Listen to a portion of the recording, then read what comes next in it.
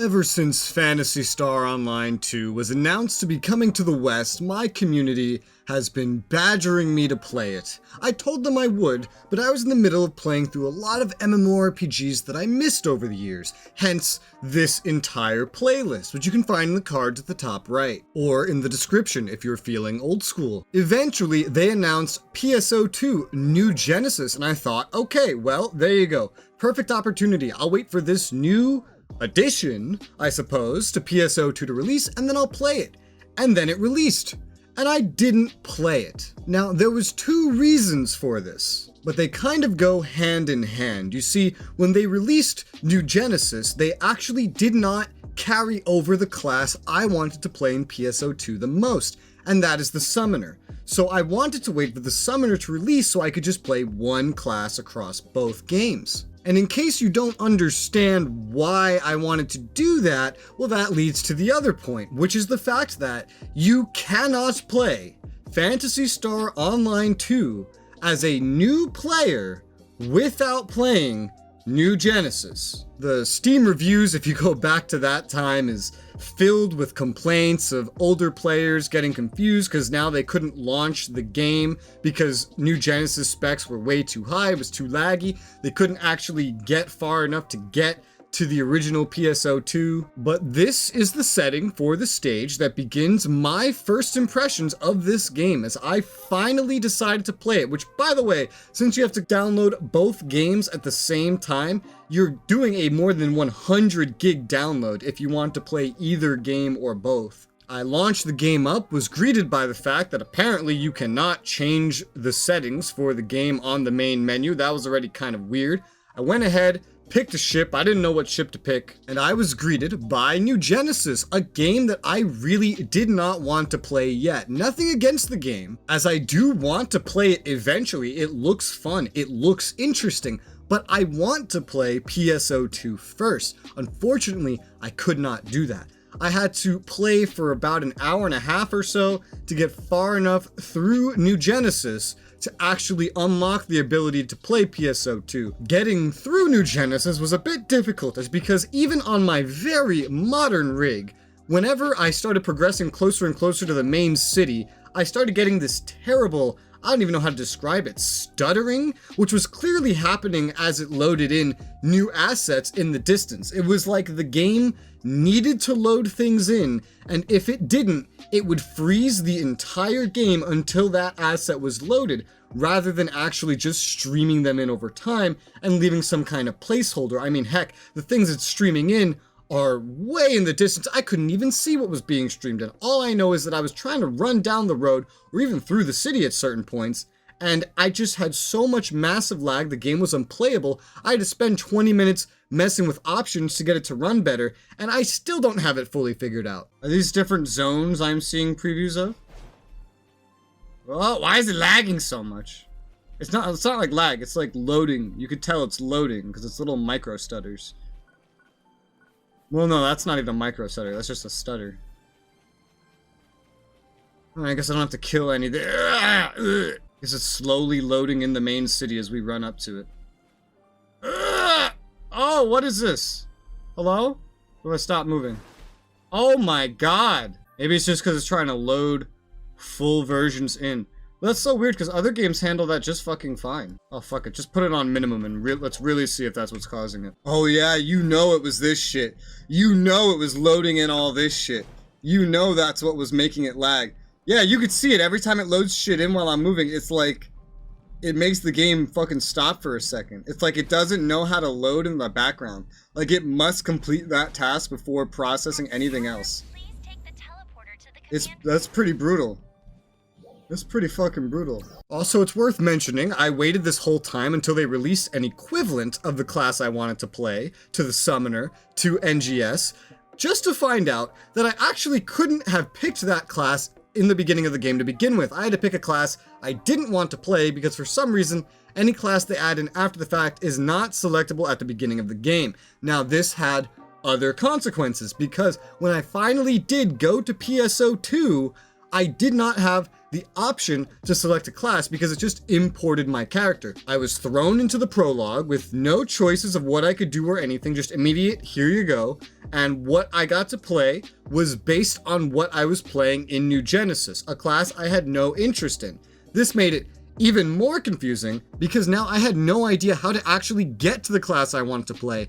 And to make things worse, apparently playing Summoner is just one of these classes where it's even more difficult to find out how the hell to use this class. They do tell you at some point in the story, although I use the word story loosely here because this game doesn't really have a linear story like most other games, but we'll get to all that later. Let's talk about the first positive thing that I noticed swapping over from PSO2 New Genesis to PSO2, the game that we're actually having a first impressions of today. The performance was much better. It ran so much smoother. It did, for some reason, I guess it's expected in some cases, have this moment of freezing anytime you loaded in initially to a new area, but it was only during that initial load-in. There was no more lag or anything associated with downloading new content or streaming new content in. So that was a nice surprise. The game ran buttery smooth. However, I wasn't actually able to customize the settings separate to New Genesis until getting into the original PSO2, and I also just kind of stumbled into that. I didn't even realize I would have to set different settings for each one. Since they work so hard to make both games kind of the same thing, I kind of expected my settings would carry over. They did not. Speaking of things related to performance, how are the graphics of the game? Well, since we're focusing on the original PSO2 today, I will say, even in its current state, which is apparently an engine overhaul which improved the graphics to become closer to NGS when NGS released, they're really terrible. I'm not a graphics snob. I don't care. I'm playing this game anyway.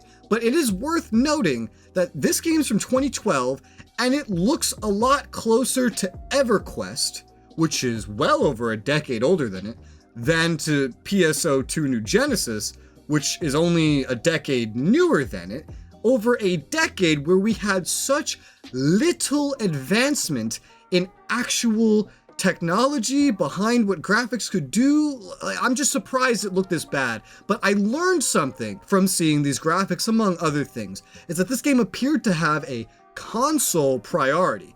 This is not your standard MMORPG, by the way it plays and by the way it looks. I haven't looked it up, these are just my impressions, but this game appears to have been developed for console. It would certainly explain why the graphics look as bad as they do. The game looks like it was designed to run on a PS2 or a PS3. Separate from the actual fidelity, the art style itself among PSO2 and New Genesis, to be honest, and I had this comment show up in my stream a couple times, is that the characters look like plastic dolls. They look really weird. And this isn't just evident in the game itself, it's also evident in the presets and in the NPCs you see. There's very little character customization in this game. The actual character customization, which you can only do for New Genesis and then it carries your character over, is extremely limited. There's a lot of different sections, which makes you think you'll be able to customize your character a lot, but all you're really doing is selecting a preset and then mutilating it to look terrible or leaving it closer to the default. At least that was my experience. This leads to a lot of the characters in the game looking the same. Players don't necessarily have this problem because most that are playing this game have probably been playing it for a decade now and have spent enough time and or money to get whatever microtransactions they want to pimp out their character. But generally speaking, when comparing main characters to trailer characters and to the characters the devs themselves designed for NPCs, everything looks the same. Now, to continue how I can tell this game was a console focus, it's because this game's keyboard and mouse controls are terrible. I don't know if I've ever said that for an MMORPG in my life. I usually don't have to. Usually if it's bad, I just say, okay, it's awkward, but then I fixed it. But from what I've seen in this game, there is no way to change your keyboard and mouse bindings at all. This goes for New Genesis too, because they share the same control scheme setup basically to a T. They play like exactly the same. There is no option that I can find in either game to change my key bindings.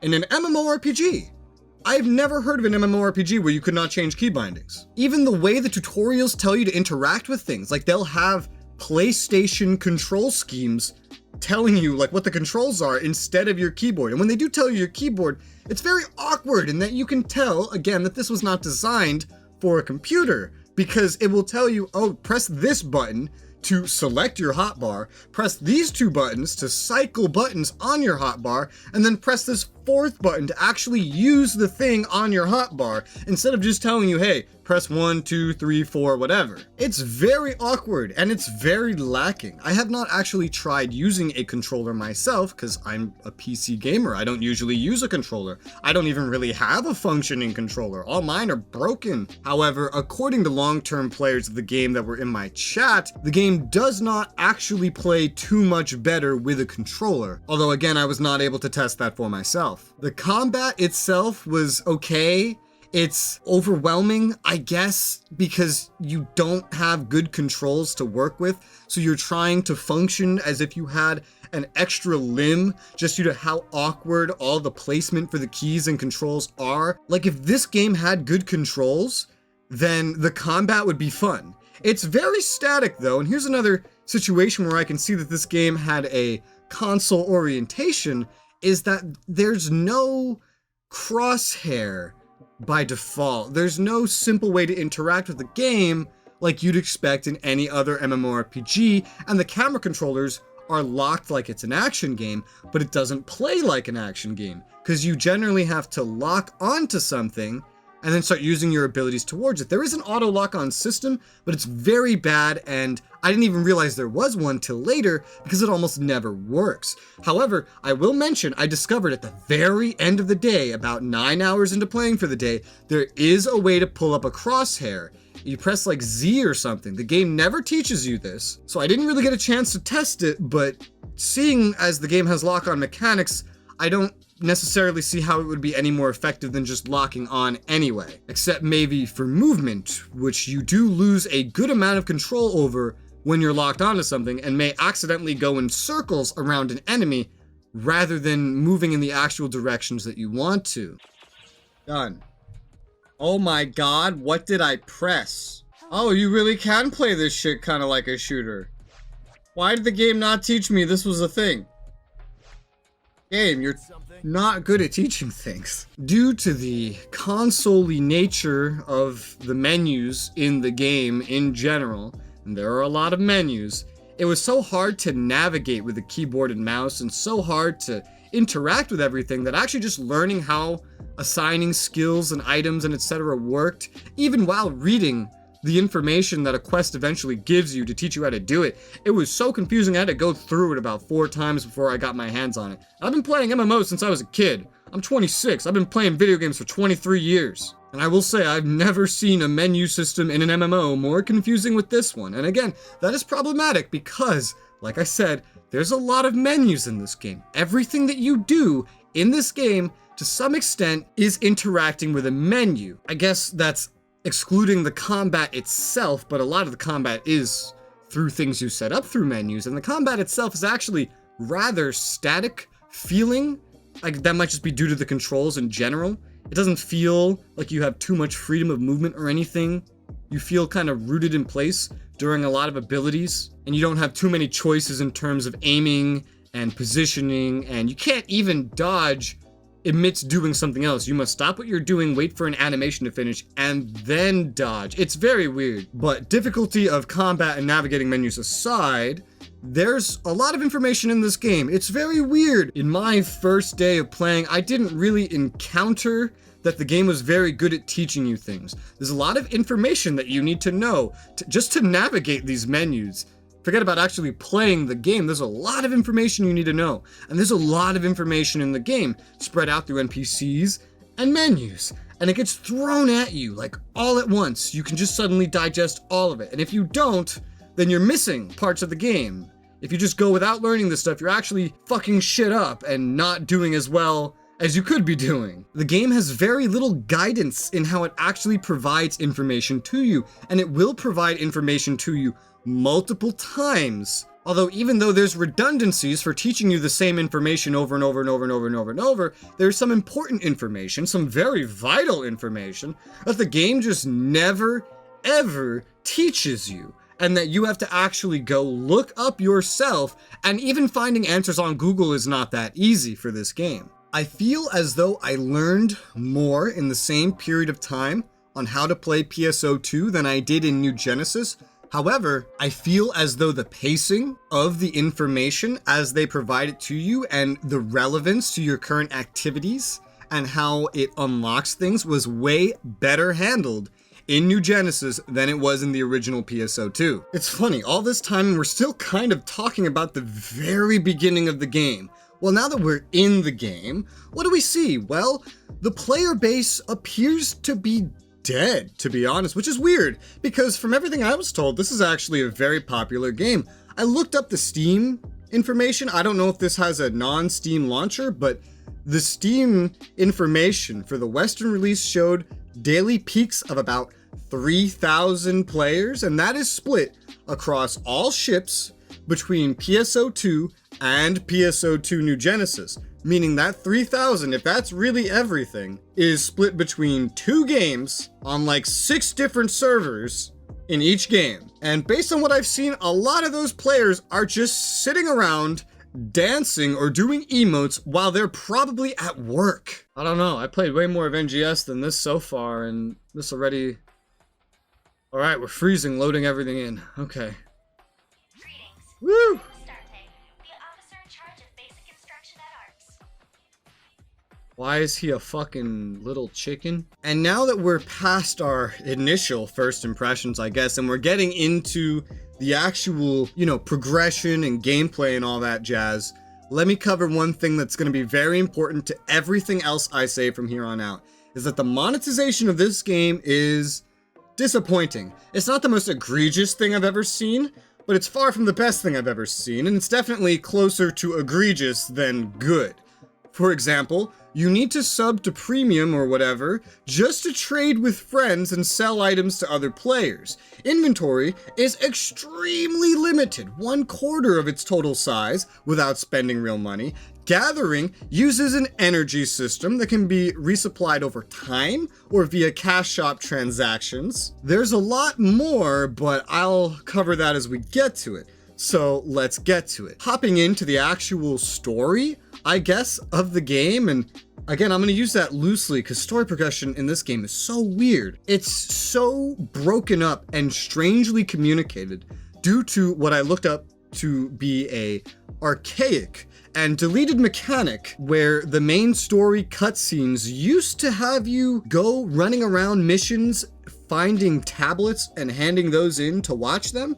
Now, instead, when you delete a main story expedition, as it's called, which is paced amidst side missions to help you level up, the stories that you would collect are now given to you all at once. And while that is way better than it sounds like it used to be, it's so confusing because the game doesn't explain this at all. You just have no story at all. You do a main mission that's just, combat. All of a sudden, you have like 30 cutscenes that you have to watch that last about a minute or 2 each. And I'm just sitting here like, what does this have to do with anything I was doing? How does this tie into anything? And why can't I just watch this all in one go like a TV episode? Although don't get excited, it's not all cutscenes. A lot of it's just dialogue as well. I'm just using cutscene as a word to describe the conveying of a story, really. Watching these stories and doing main missions is going to be a very minimal amount of your time in this game. And now this seems to be different to NGS, which seemed to have, at least for what I played, more of a focus on actual linear storylines. In the original PSO2, you're going to be spending a lot of times doing client orders, which is a mixture of repeatable and non-repeatable NPC tasks, of which you have 20 slots to take them and then go do them at your will. However, there are way more than 20, even if you're just limiting it to where you're going. And that's where the cash shop comes in. Because apparently, with your sub or whatever, spending real money, you can unlock something more like 40 slots, which would have been so handy. I had to constantly be dropping these client orders just to take more. And some of these are they feel like main story because you're talking to a character who's teaching you how to play the game like a main story should be doing as you go through it. Some of the things where the game teaches you are in these client orders, but you need enough slots just to be able to take them to begin with. And there's no reason for this limitation except to sell you the ability to not have as much of a limit. You can't even separate the client orders by different types. All of them in the entire game will contribute to this 120 limitation. Just taking the quests is a huge pain as well, because you have to go up to someone, you have to select that client order, you have to select that you want to do that client order. They will do the same repetitive dialogue for every single one that they give you, and then you will have to get through that and then go through a little screen where it's like, oh, congratulations, you have achieved taking the client order, where the game kind of pauses for a second. You can't do anything except wait and then press a button. You have to do this for every single client order you take, and getting rid of a client order works in a similar fashion. It takes a long time. There is one way in the game I found to bulk accept, not get rid of, but bulk accept client orders, and that is when you're going to an area, there is a hidden menu, and I say hidden because it does not teach you that this is here, where it will recommend client orders that you do not already have. This is also the only way I found to remotely take a client order as well. Otherwise, you have to run up to the character going through those menus, and it will tell you, hey, these ones are relevant to where you're going, and you can click them and accept them in bulk without actually going through the dialogue. However, it does miss things as well, because I used this once. It gave me 2 client orders for the region I was going. I completed one, went to hand it in, just to find out that that character had one that I could have completed 3 times over by that point if it had shown it to me. But it didn't, so I wouldn't rely on this. This process is made even worse by the fact that you need to find the NPCs in order to take these quests and hand them in. And remember how I said there's like no guide for anything in this game. It will tell you sometimes, not every time, I want to stress that. Sometimes it will tell you if an NPC has a new client order. It will not tell you where to find that NPC. It won't even tell you how to use your map. I only learned like 6 hours in that there was a map, because pressing M didn't do anything. In NGS, it changed the size of your mini-map. Actually, I think it did that in the battle as well. It changed the size of your mini-map, but that's not the map. The map is N, apparently. I just kind of thought to start mashing buttons until I found it, and it does show the NPCs there. There's no way to track your way to them, but you can see where they are, run up to them, kind of like playing through EverQuest, but with worse key bindings. And I stressed sometimes they tell you when there's a new quest. I have found client orders that exist to teach you basics of the game, you know, these ones that feel like they're part of the main story, and these are the ones that they did not tell me about, but they gladly told me, hey, there's this guy that will give you dailies. There's this guy that will give you weeklies. Okay, visit. Now my client orders are full. I stumble upon the man that actually has story and mechanic related teaching quests that actually give you some pretty good rewards. And they didn't tell me anything about it. And now my client orders are full. I have to go and get rid of the client orders one by one just to take these one by one. It's just infuriating system, infuriating. And now the last thing that I want to cover is the character progression, which I would say goes hand in hand with the cash shot. This game has many different ways to progress your character, and they're not very clear, seeing as the game does not explain the relevance or importance of stats or even how you get them. I still don't even know how I'm increasing my stats, because there is no armor, you never change appearance, it's all cosmetic. You can upgrade weapons, there's enhancing. It's a very complicated process that the game barely explains to you. Otherwise, you have to find new weapons, which the game also doesn't really explain to you. In terms of being a summoner, there's like a whole nother 2 layers tossed onto that, which thankfully the game does explain to you. However, it's terrible about explaining how to get to the person that explains it to you. But one example, I guess separate to all this, is there's something in the game called a mag. It's a little robot that follows you. I don't know how important this is to the relevance of your character later in the game, of your stats, but I do know that it does support you by using certain abilities to help you, like healing or buffing, or I think even attacking. And it also buffs your stats. Sounds pretty important to me. Again, I don't really know, but I started messing around with upgrading it, and after I started messing around with upgrading it, the game warned me that if I let it hit level 100, I'll need a cash shop item to unlevel it in case the stats are bad. So basically, whenever you feed it an item, which consumes the item like a weapon, some stats will go up, some might go down. The collective levels you accumulate with this mag add up to 100, and that's what you get out of your mag. The game did not explain any of what I just said to me at all, except for the fact that hitting level 100 means you need a cash shop item. You can have multiple mags, which is good, I guess, because since the game didn't explain what any of the stats really are, do, or how important they are, especially to my class, and they're not using normal RPG terms for like any of them except dexterity, I have absolutely no idea how to progress this mag, no idea what to feed it, no idea if there's anything better that I haven't discovered that I should be feeding it, no idea if I should have multiple ones for different situations, no idea what to do, and that's the problem. I don't even know the basics of how this thing works. All I know is that the game told me that I will need a cash shop item to fix my mistakes, which I will inevitably make, because they don't fucking teach you anything in this game. Despite having information overload from the start. Literally, even from the character creator. Even just from figuring out how to play the original PSO2. Information overload, non-stop, and yet you learn nothing.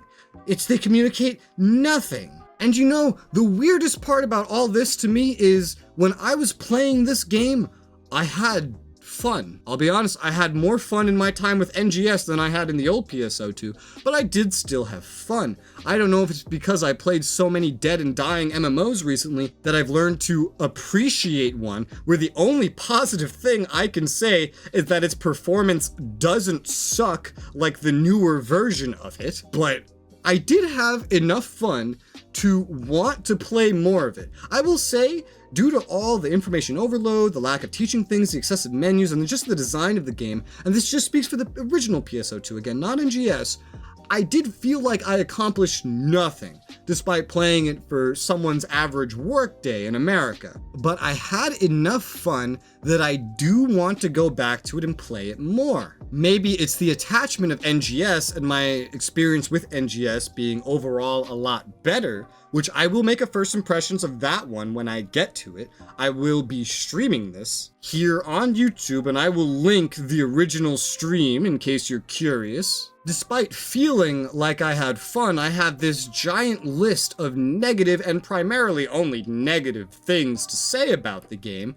I tried really hard to find more positive things other than that the performance isn't complete dog shit, but I just kept finding more negative things, so I eventually stopped. It's hard to recommend a game that is so problematic on paper and that has apparently such little lasting potential that only 2 years into a Western release with another game thrown on top of it, its player base is still among the lowest of any MMORPG that anyone would really consider playing, but simultaneously, in a market where most MMOs are dead and dog shit, not recommending a game that manages 3,000 players, which is way more than the 10 or 100 most of them manage to get. Not recommending it also just feels weird, so I guess I can't really say either or. You got to see it yourself here. What do you think about it? Maybe you try it out, it's free. It's a lot of hard drive space as well, and it's a pain to actually get into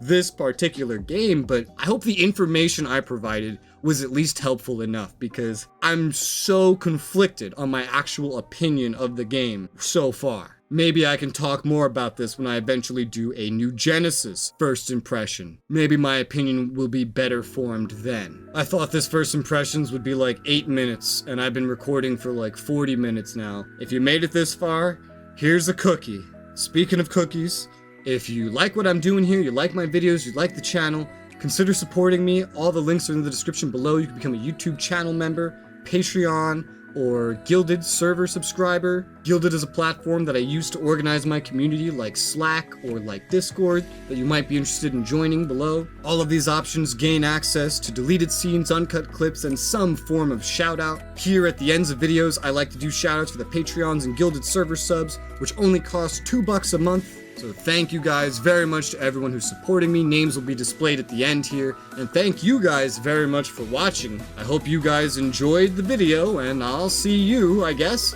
on New Genesis.